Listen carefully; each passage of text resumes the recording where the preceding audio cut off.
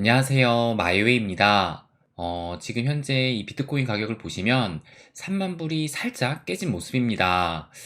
그래도 오늘 아침에 이 일봉 마감을 했을 때만 해도 그래도 3만 200달러로 마감을 했었는데, 지금은 좀 소폭 이렇게 좀 주저앉은 모습이에요.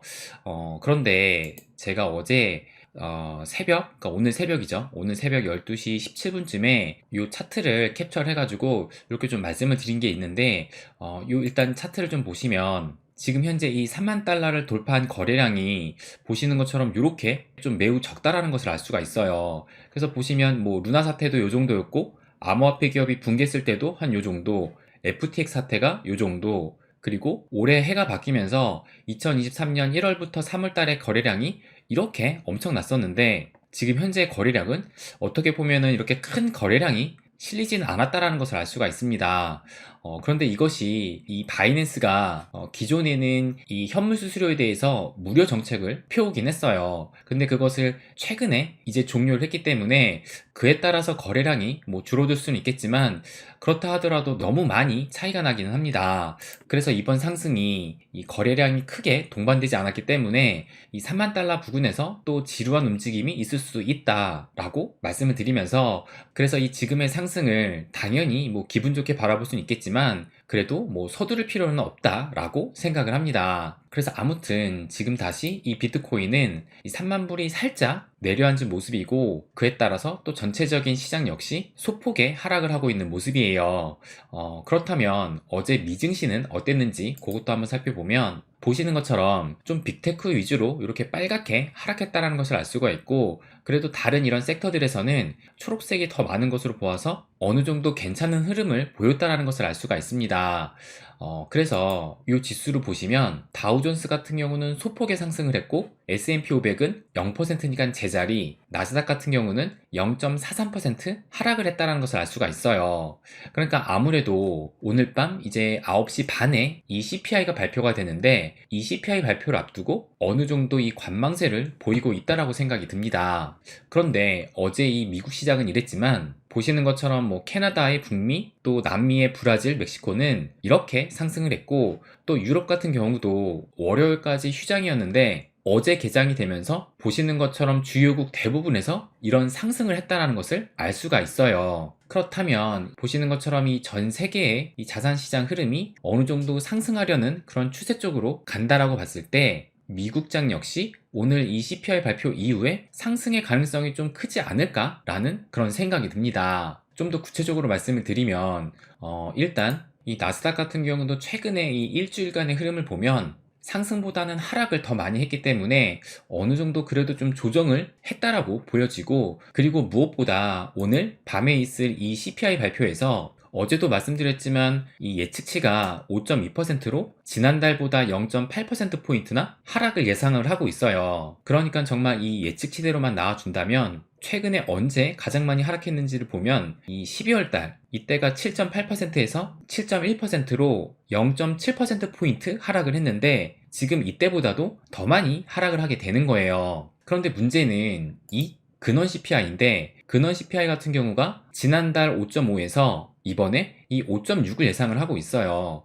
그러니까 0.1%포인트 상승을 하는 것인데, 그런데 이 근원이라는 얘기가 변동성이 큰 식품과 이 원자재, 이 두 종목을 뺀 품목으로 측정을 하는 것이잖아요. 그렇다면 대표적으로 이 서비스 물가 지수가 여기에 포함이 될 텐데, 그럼 이 기사를 보시면 여기 4월 6일이니까 지난주에 나온 기사인데, 현재 이 서비스 인플레 임금이 그 증가세가 둔화되고 있다라고 하면서 연준의 긴축 중단에 힘이 실리나라는 이런 기사가 또 나왔습니다. 그래서 이 내용을 보시면 이 서비스업의 인플레이션 압력도 완화되고 있는 것으로 나타났다라고 하면서, 서비스 업체들이 지불하는 비용을 나타내는 이 가격 지수는 전월 65.5에서 59.5로 떨어졌고, 이것은 2020년 7월 이후 최저치다라고 이렇게 얘기를 하고 있어요. 그러면서 이 서비스 물가는 금리 인상에 더 더디게 반응하는 경향이 있다라고 하면서 이 서비스 부분이 연준의 인플레이션과의 싸움의 중심에 있다라고 이렇게 말을 합니다.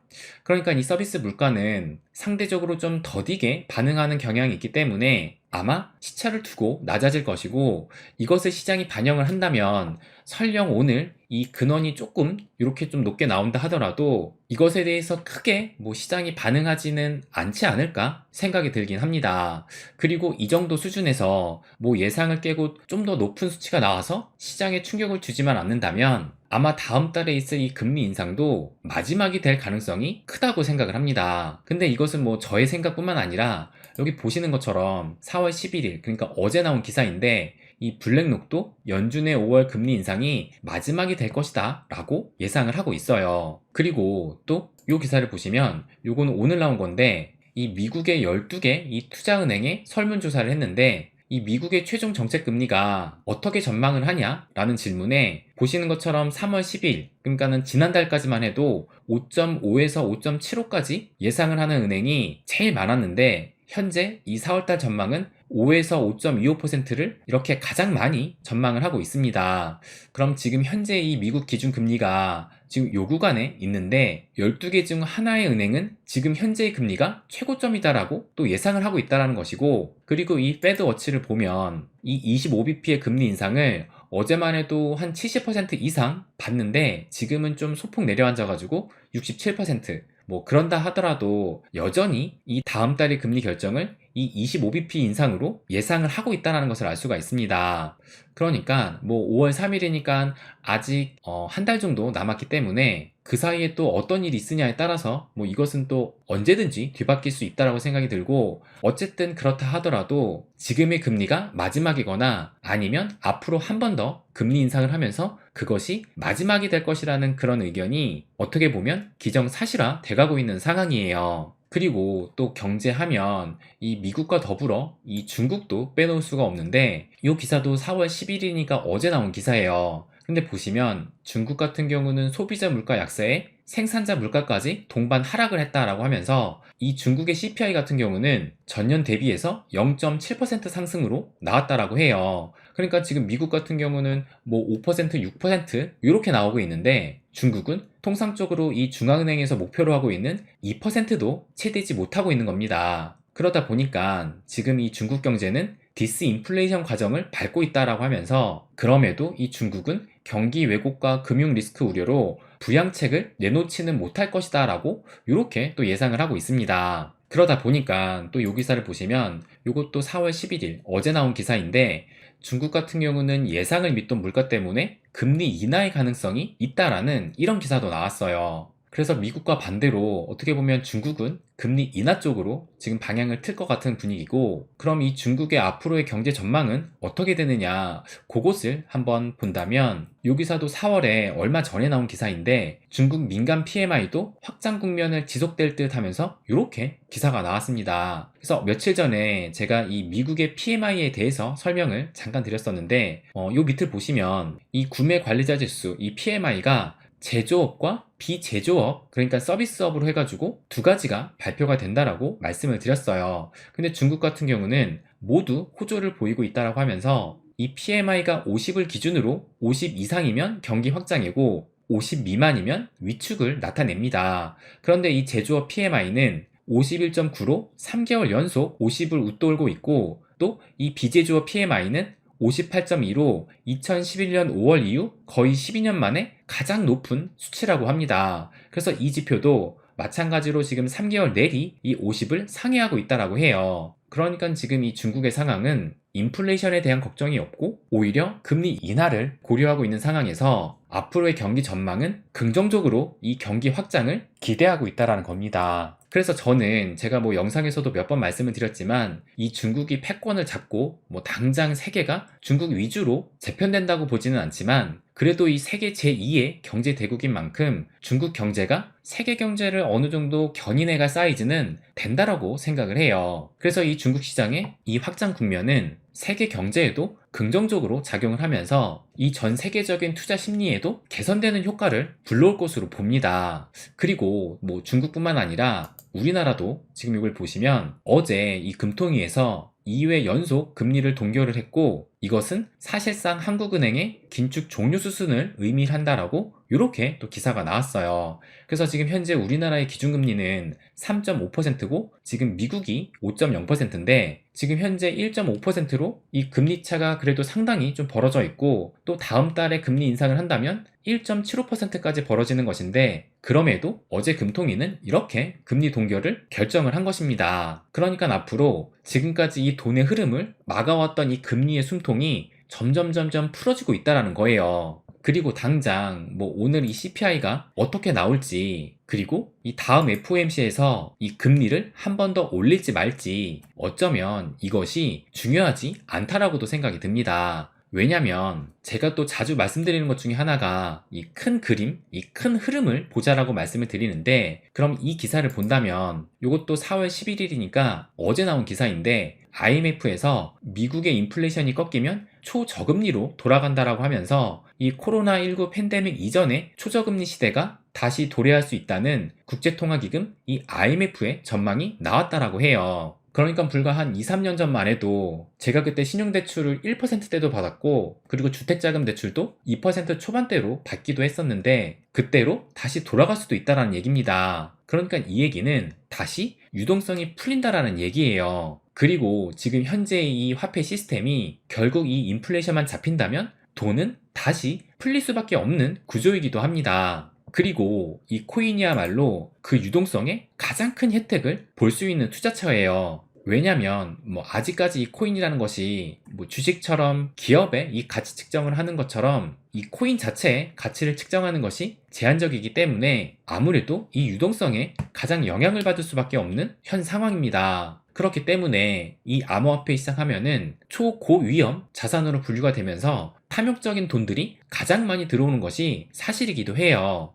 그렇기 때문에 기회는 반드시 올 거라고 봅니다. 그렇기 때문에 지금은 이렇게 떨어질 때 부지런히 이 수량을 모아가고 또 나만의 기준을 잡아가면서 이 탈출 계획까지 명확하게 세워야 할 때라고 생각을 합니다. 또 그렇다고 모든 코인이 오르지는 않을 거예요. 그래서 이 오를 만한 코인을 선택하는 것이 매우 또 중요하다고 볼 수가 있는데 그런 면에서 이 비트코인의 상승은 당연하다고 볼 수가 있고 또 이 XRP는 개인적으로는 또 홀딩을 하면서 긍정적으로 보고는 있어요. 그래서 이 기사를 또 보시면 뭐 최근에 이 XRP의 거래량이 한국 암호화폐 거래소에서 급증을 했다라는 이런 기사가 또 코인데스크에서 나왔고 그리고 어제도 또 하나의 기사가 나왔더라고요. 그래서 이 XRP하고 원화라고 해가지고 이 한국의 업비트와 빗썸에서 큰 폭의 거래가 나왔다라고 하면서 특히 이 대규모의 투자자가 이번에 많이 매도를 했다라는 또 이런 기사가 또 나오기도 했어요. 그러다 보니까 뭐 이 XRP는 뭐 김치 코인이다 라고 얘기를 하는데 그런데 제가 조금 전에도 말씀드렸지만 이 코인에서 중요하게 생각을 해야 되는 부분이 바로 유동성이라고 생각을 합니다. 이 얘기는 이 XRP가 그만큼 이 유동성이 몰리는 코인이고 다시 말해서 이 유동성이 몰린다는 얘기는 추후 상승이 왔을 때 포모를 불러일으키면서 폭발할 가능성이 높은 코인이다 라고 볼 수도 있습니다. 그리고 지금 뭐 증권이다 그래서 뭐 소송에 걸렸다 하더라도 이 XRP 같은 경우는 현재 이 전 세계 6위에 위치해 있고 또 24시간 기준으로 거래량을 봤을 때도 이 비트코인과 이더리움만큼은 아니지만 그래도 뭐 스테이블 코인을 제외하면 그 다음으로 많은 이 유동성을 가지고 있는 코인이에요. 그렇기 때문에 나중에 뭐 금리가 인하가 되고 또 연준에서 돈을 풀면서 이 유동성이 확장되는 시기에는 그 어떤 코인보다 이 포모를 동반할 가능성이 높은 코인이 바로 이 XRP가 될 것이다 라고 생각을 합니다. 그리고 또 마지막으로 이 기사를 보여드리면 이렇게 이 비트코인이 3만 달러를 돌파를 하니까 이 비트코인의 겨울은 끝났다라고 하면서 앞으로 이 추가 상승 여력은 충분하다라는 이런 긍정적인 기사가 또 나오고 있어요. 그런데 나중에 진짜 또 불장이 오게 되면 그때는 이거보다 훨씬 더 긍정적인 전망을 내놓는 이런 장밋빛 기사들이 도배를 하면서 그 기대감이 절정에 다를 겁니다. 그런데 그때는 오히려 냉정해져야 할 때일 거예요. 그래서 어쨌든 지금은 이제 막 이 비트코인 겨울을 끝마치고 나온 상황이고 그에 따라서 이 추후에 우리가 이 불을 거머쥐면서 탈출할 기회는 반드시 온다라고 생각을 합니다. 네, 그럼 오늘은 여기까지 하겠습니다. 항상 제 이야기 끝까지 들어주셔서 감사드립니다. 부자가 되는 길, My Way.